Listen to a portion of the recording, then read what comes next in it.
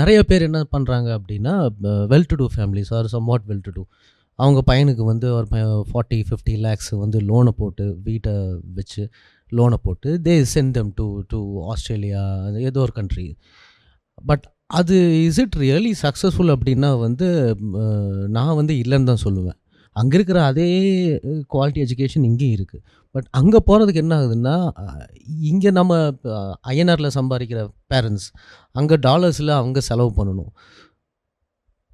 முடியவே முடியாது. ஸோ என்ன பண்ணுறாங்கன்னா, அவங்க வந்து அங்கேயே வேலைக்கு போக ஆரம்பிக்கிறாங்க.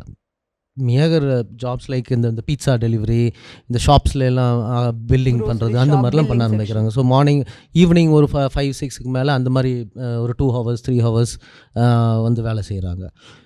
அப்படியே போக போக என்ன ஆகுதுன்னா, they are not able to complete their education there. இவங்கள நம்பி இங்கே பேக் இன் இண்டியா ஒரு 50 lakhs 70 lakhs பக்கத்தில் லோன் இருக்குது. So they cannot come back.